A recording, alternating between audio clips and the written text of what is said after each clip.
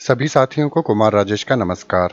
साथियों, एकादशी श्रृंखला में आज मैं आपसे देवोत्थान एकादशी के बारे में बात करने जा रहा हूँ। कार्तिक शुक्ल एकादशी को देवोत्थान एकादशी के नाम से जाना जाता है। इसे देव प्रबोधिनी एकादशी भी कहा जाता है।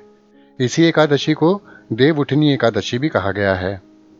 जैसा कि आप जानते ही हैं कि देवशयनी एकादशी के दिन भगवान सो जाते हैं और उसके बाद चातुर्मास का आरंभ होता है।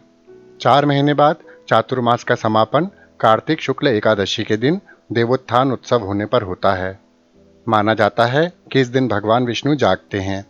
भगवान विष्णु को 4 मास की योग निद्रा से जगाने के लिए घंटा, शंख, मृदंग आदि वाद्यों की मांगलिक ध्वनि के बीच मंगल श्लोक गाकर जगाया जाता है। इस दिन श्री हरि को जगाने के पश्चात उनकी षोडशोपचार विधि से पूजा की जाती है। अनेक प्रकार के फलों के साथ नैवेद्य भोग आदि उनको अर्पित किए जाते हैं। इस दिन उपवास रखा जाता है। अगर व्यक्ति निर्बल हो तो वह एक समय फलाहार ग्रहण करके उपवास कर सकता है। इस एकादशी में रात भर जागरण किया जाता है। इस एकादशी से विवाह आदि समस्त मांगलिक कार्यों के शुभारंभ हो जाते हैं। पद्म पुराण के अनुसार श्री हरि प्रबोधिनी अर्थात देवोत्थान एकादशी का व्रत करने से 1000 अश्वमेध यज्ञ तथा 100 राजसूय यज्ञों का फल मिलता है। इस परम पुण्य प्रदायिनी एकादशी के विधिवत व्रत से सभी पाप भस्म हो जाते हैं तथा व्रत करने वाला मृत्यु के पश्चात वैकुंठ जाता है। इस एकादशी के दिन भक्त श्रद्धा के साथ जो कुछ भी जप तप स्नान आदि करता है वह सब अक्षय फलदायक हो जाता है। इसी एकादशी के दिन तुलसी विवाह भी किया जाता है। तुलसी विवाह के पश्चात ही विवाह आदि मांगलिक कार्य शुरू हो जाते हैं। भगवान विष्णु क्षीर सागर में शेषशय्या पर देवशयनी एकादशी से देवोत्थान एकादशी तक विश्राम करते हैं। इस दिन भगवान को बड़े प्रेम से जगाया जाता है। वैसे वैज्ञानिक दृष्टि से देखा जाए तो इन 4 महीनों में सूर्य भी बादलों के पीछे छुपा रहता है, क्योंकि इन 4 महीनों में वर्षा ऋतु रहती है। सूर्य का आगमन भी इसी समय से शुरू हो जाता है। इस दिन भगवान को जगाया जाता है। उन्हें उंगलियां चटकाने और अंगड़ाई लेने के लिए कहा जाता है। सूर्य के आने के बाद प्रकृति फिर से गतिमान हो उठती है। चातुर्मास के 4 महीनों में साधु सन्यासी एक ही जगह रुके रहते हैं। केवल ब्रज की यात्रा ही इन 4 महीनों में मान्य है, क्योंकि कहा जाता है कि सारे तीर्थ ब्रज में ही 4 महीनों के लिए निवास करते हैं। देवोत्थान एकादशी से तुलसी विवाह की कथा भी जुड़ी हुई है। इसी दिन तुलसी और शालिग्राम के विवाह का आयोजन किया जाता है। तुलसी के पौधे और शालिग्राम का विवाह सामान्य विवाह की तरह पूरे धूमधाम से किया जाता है। भगवान जब जागते हैं तो सबसे पहले हरिवल्लभा तुलसी की प्रार्थना ही सुनते हैं। इसीलिए तुलसी विवाह को देव जागरण के पवित्र मुहूर्त के स्वागत का आयोजन माना जाता है। कहा जाता है जिन दंपतियों के कन्या नहीं होती उन्हें जीवन में एक बार तुलसी का विवाह करके कन्यादान का पुण्य अवश्य प्राप्त करना चाहिए। देवोत्थान एकादशी के दिन व्रत रखा जाता है। इस दिन सारे घर को लीप पोत कर साफ करना चाहिए तथा स्नान आदि से निवृत्त होकर आंगन में चौक बनाकर भगवान विष्णु के चरणों को चित्रित करना चाहिए। देवोत्थान एकादशी पर तुलसी विवाह की कथा कही जाती है। बहुत प्राचीन काल में जलंधर नाम का एक दैत्य था। वह अत्यंत शक्तिशाली था। उसकी पत्नी का नाम था वृंदा। जलंधर और वृंदा दोनों का ही जन्म देवांश से हुआ था। दैत्य होने पर भी ये लोग देवांश से युक्त थे। वृंदा महासती थी और विष्णु भगवान की परम भक्त थी। वृंदा से विवाह करने के बाद ही जलंधर अजेय हो गया था। जलंधर की शक्ति का मुख्य कारण था वृंदा का पतिव्रत धर्म। जैसा कि मैंने आपको बताया, वृंदा भगवान विष्णु की अनन्य भक्त थी। जब जलंधर को अपनी शक्ति पर घमंड हो गया तब उसने समस्त देवलोक को भी अपने अधीन कर लिया। सभी देवता भगवान ब्रह्मा के पास अपनी पुकार लेकर के गए। भगवान ब्रह्मा ने कहा, जलंधर की मृत्यु केवल महादेव भगवान शंकर के हाथों से ही संभव है। सभी देवताओं ने भगवान शंकर से जलंधर का अंत करने का अनुरोध किया। भगवान शंकर ने सभी देवताओं के साथ मिलकर जलंधर से युद्ध किया। किंतु जलंधर युद्ध में पराजित नहीं हो पा रहा था।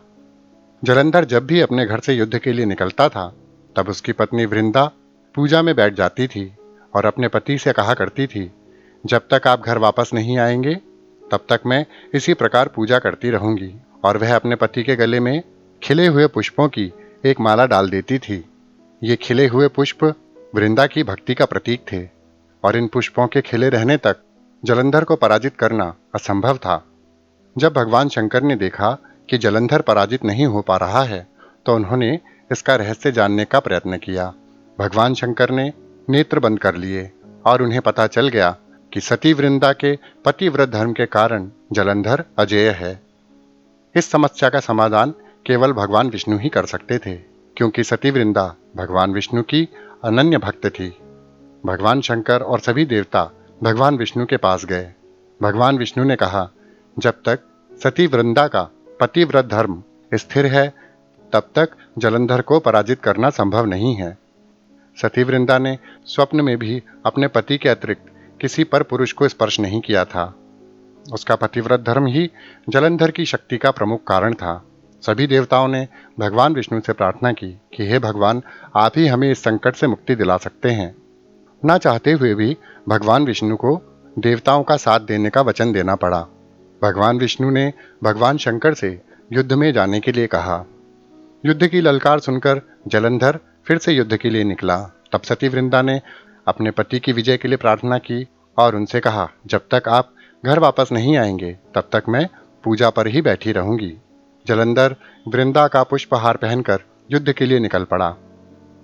थोड़ी ही देर बाद भगवान विष्णु ने जलंधर का रूप धारण किया और वृंदा के सामने प्रकट हुए। वृंदा ने समझा कि उसका पति युद्ध से विजय प्राप्त करके वापस आ गया है। उसने अपनी पूजा का समापन किया, अपने पति के चरण स्पर्श किए और खुशी से उनका हाथ पकड़ लिया। जैसे ही वृंदा ने जलंधर रूपधारी भगवान विष्णु का हाथ पकड़ा, वैसे ही युद्ध में जलंधर के गले का पुष्पों का हार तत्काल मुरझा गया और भगवान शंकर ने जलंधर का वध कर दिया। वृंदा भी तत्काल समझ गई थी कि उसने जिस पुरुष का स्पर्श किया है वह उसका पति नहीं, अन्यथा कोई और है। वृंदा ने भयंकर क्रोध किया और जलंधर रूपधारी भगवान विष्णु से कहा, तुम जो कोई भी हो, अपने वास्तविक रूप में आओ, अन्यथा मैं अपने तपोबल से तुम्हारा विनाश कर दूंगी। वृंदा की बात सुनकर भगवान विष्णु अपने वास्तविक रूप में आ गए। भगवान विष्णु को साक्षात अपने सामने खड़ा हुआ देखकर वृंदा को बहुत दुख हुआ। उसने भगवान विष्णु से कहा, आप तो मेरे आराध्य भगवान हैं, आपने ही मेरे साथ छल किया, मैं ऐसा स्वप्न में भी नहीं सोच सकती थी। उसने भगवान विष्णु को श्राप दिया, आपने मेरे साथ छल किया है, इसलिए इसी क्षण आप पत्थर के हो जाइए। तत्काल भगवान विष्णु पत्थर के हो गए। सृष्टि में हाहाकार मच गया। सभी देवी देवता वृंदा के सामने उपस्थित हुए। माता लक्ष्मी भी वृंदा के सामने उपस्थित हुई। माता लक्ष्मी ने वृंदा से कहा, यदि तुमने भगवान विष्णु को श्राप मुक्त नहीं किया तो सृष्टि का नाश हो जाएगा। वृंदा, तुम अपने आप को पाप का भागीदार मत समझो, क्योंकि तुम स्वयं भी मेरा ही अंश हो। इसलिए तुम भगवान विष्णु को तत्काल श्राप से मुक्त करो। बहुत समझाने बुझाने पर सती वृंदा ने भगवान विष्णु को श्राप मुक्त किया और भगवान विष्णु अपने वास्तविक रूप में आ गए। लेकिन सती वृंदा अपने पति का वियोग सहन नहीं कर पा रही थी, इसलिए सती वृंदा ने योगाग्नि से स्वयं को भस्म कर लिया। वृंदा के भस्म होते ही वहां राख का एक ढेर रह गया, जिससे एक तुलसी का वृक्ष प्रकट हुआ। भगवान विष्णु ने तुलसी को आशीर्वाद दिया और उसे विष्णु प्रिया का नाम दिया। कहा, यह हरिवल्लभा है, इसके पूजन के बिना मेरी पूजा कभी संपूर्ण नहीं होगी।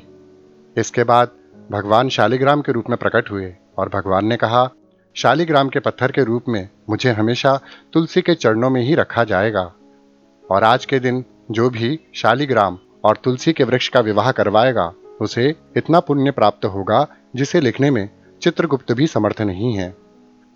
इस दिन तुलसी और शालिग्राम का विवाह करने के पश्चात ही सभी विवाह आदि मांगलिक कार्य प्रारंभ होंगे। और इस घटना के बाद देवोत्थान एकादशी को तुलसी और शालिग्राम का विवाह संपन्न करने की परंपरा बन गई। चूंकि तुलसी के पति जलंधर की मृत्यु भगवान शंकर के हाथों हुई थी, इसीलिए भगवान शंकर की पूजा में तुलसी का प्रयोग नहीं किया जाता। सभी भक्तों को इस बात का विशेष ध्यान रखना चाहिए। भगवान विष्णु के 4 महीने की योग निद्रा के पीछे भी एक छोटी सी कथा है। पहले भगवान निरंतर सृष्टि के पालन कार्य में लगे रहते थे और जब उनका मन होता था वो योग निद्रा ले लिया करते थे। तब एक दिन लक्ष्मी जी ने कहा, हे नाथ, आप दिन रात जागा करते हैं। आपके जागने में करोड़ों वर्ष व्यतीत हो जाते हैं और उसके बाद आप जब योग निद्रा लेते हैं या सो जाते हैं तो लाखों करोड़ों वर्ष बीत जाते हैं। उस समय समस्त सृष्टि का नाश हो जाता है। इसलिए आप अपने सोने के लिए एक समय निश्चित कर लीजिए। आप नियम से पृथ्वी के समयानुसार प्रतिवर्ष निद्रा लिया करें। इससे सभी को आपके विश्राम के समय का पता रहेगा और सृष्टि भी सुचारू रूप से चलती रहेगी। लक्ष्मी जी की बात सुनकर नारायण मुस्कुराए और बोले, देवी तुम ठीक कहती हो। मेरे जागने से सबको आनंद होता है और मेरे विश्राम करने पर सबको बहुत कष्ट होता है। इसलिए तुम्हारे कथनानुसार आज से मैं प्रतिवर्ष पृथ्वी के समयानुसार 4 मास वर्षा ऋतु में शयन करूंगा। उस समय तुमको और देवगणों को भी थोड़ा अवकाश मिल जाएगा। मेरी यह निद्रा अल्प निद्रा कहलाएगी, क्योंकि मेरी महानिद्रा प्रलयकालीन होती है, लेकिन सुख के समय में ये 4 मास की निद्रा अल्प निद्रा कहलाएगी और लोगों के कल्याण का कारण बनेगी। यह अल्प निद्रा मेरे भक्तों को परम मंगलकारी, उत्सवप्रद तथा पुण्यवर्धक होगी। इस काल में जो भी भक्त मेरी सेवा करेंगे तथा शयन के शुरू होने और शयन के समाप्त होने के उत्सव को आनंद पूर्वक मनाएंगे, उनके घर मैं आपके साथ यानी लक्ष्मी के साथ निवास करूंगा। तो साथियों, देवोत्थान एकादशी के बारे में यह जानकारी आपको अवश्य अच्छी लगी होगी। इसी के साथ अपने मित्र कुमार राजेश को विदा दीजिए। नमस्कार। सदैव खुश रहिए, मुस्कुराते रहिए। जय श्री हरि।